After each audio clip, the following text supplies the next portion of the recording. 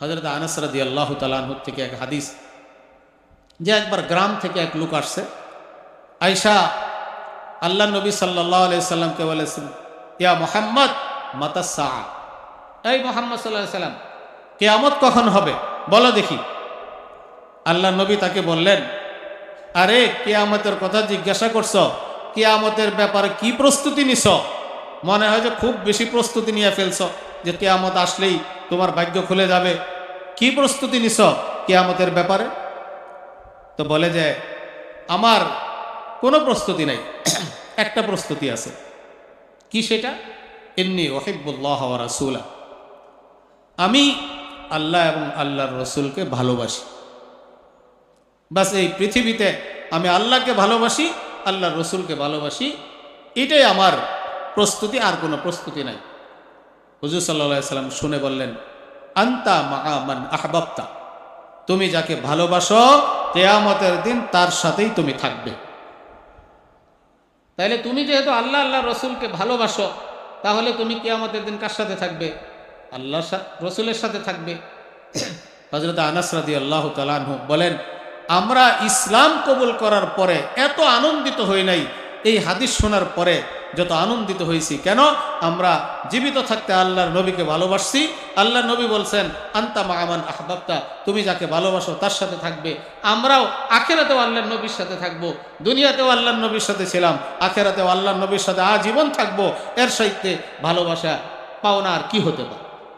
সাহাবা একরাম একের পর এক হাদিস শুনতেছিলেন আর আনন্দ উপভোগ করতেছিলেন। এই জন্য আপনি আল্লাহ ওয়ালাদের সোহবত গ্রহণ করেন।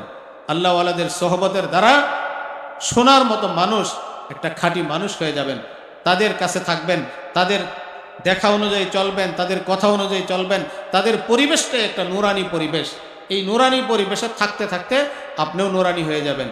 হালাল কামাই উপার্জন করা শিখবেন, পাপাচার থেকে বাঁচা শিখবেন, ইবাদত বন্দেগী শিখবেন, তাহাজ্জুদ পড়া শিখবেন।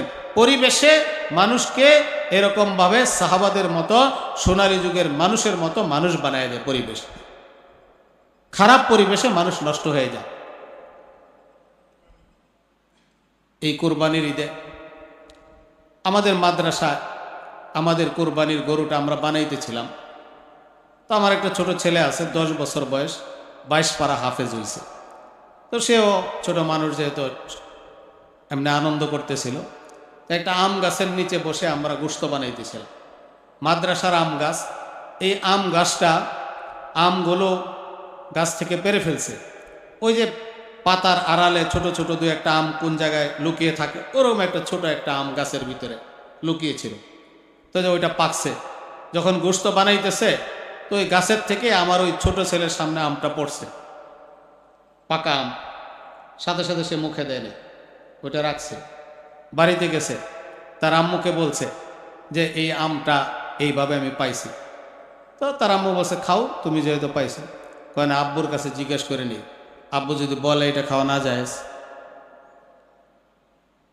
তো শুনে শুকরিয়া আদায় করলাম যে এই ছোট্ট ছেলে, তার ভিতরে এতটুকু অনুভূতি পয়দা হয়েছে যে এই ছোট্ট আমটা আব্বুর কাছে জিজ্ঞাসা করতে হবে, আব্বু যদি বলে না যায় তাহলে খাবো না। এটা পরিবেশের কারণে মানুষ ওইভাবে ছোটোর থেকেই মানুষ হয়ে যায়। এই জন্য আপনার সন্তানকে নেককার আল্লাহওয়ালাদের সঙ্গ দিয়ে দেন, নামাজি ব্যক্তির সঙ্গ দিয়ে দেন, দিনদার মানুষের সঙ্গ দিয়ে দেন, মানুষ হয়ে যাবে। দুনিয়াতে আপনি এরকমভাবে একটা সন্তানের বাবা হবেন। লম্বা হয়ে যাই, তারপরে বলে দেই, আধার রাতের আলো হবে আপনার সন্তান। আধার রাতের আলো বুঝেন? অন্ধকার, একদম অন্ধকার, অন্ধকার, সামনে এক কদম দেখা যায় না। ওই সময় যদি হালকা একটু মোবাইলের একটু আলো পাওয়া যায়, রাস্তা দেখা যাবে না? দেখা যায়। এরকম কবরের জগৎটা, কবর এটা অন্ধকার, ওখানে কোনো বাতি নাই।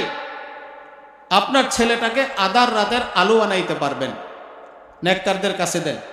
এই যে বাংলাদেশের তাবলিগ জামাতের যিনি আমির মাওলানা জুবাইর সাহেব, ওনার শাশুড়ি, ওনার আরও 2 জামাই সাভারে থাকে, এখানে মারা গেছে, এখানেই দাফন করছে। এই মায়ের এক সন্তান আছে, নারায়ণগঞ্জ থাকে, ওখানেই থাকে। তো মা এখানে সাভারে দাফন করা হয়েছে, ছেলে থাকে নারায়ণগঞ্জে। মাঝে মাঝে দিনের বেলায় আসে, 11টার সময় যদি আসে, কবরস্থানে গিয়ে একটা পাটি বিছায়া ওই 11টা থেকে নিয়ে 2 ঘন্টা 3 ঘন্টা পর্যন্ত কবরস্থানে বসে মায়ের কবরের পাশে বসে কোরআনুল কারীমের তেলাওয়াত করে।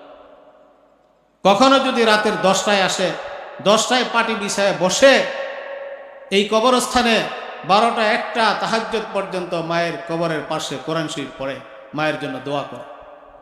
যে সন্তান দুপুরে রোদের মধ্যে মায়ের কবরের পাশে 2, 4, 5 ঘন্টা থাকতে পারে, রাতের অন্ধকারে থাকতে পারে, সেই সন্তান যেখানে থাকে ওখানে থেকে মায়ের জন্য কি করতে পারে? এই যে সন্তান তেলাওয়াত করতেছে, ইবাদত বন্দেগী করতেছে, এইটা তার মায়ের কবরে আলো হইতেছে, নূর হইতেছে। আপনার সন্তানটাকেও আপনি আদার রাতের আলো বানান। আপনি মারা যাওয়ার পরে আপনার সন্তানের নেক আমলের বিনিময়ে যেন আপনার কবরে নূরের বাতি জ্বলে। এইভাবে করে সন্তানকে মানুষ বানায়া যান। আল্লাহ পাক আমাদেরকে তৌফিক দান করেন।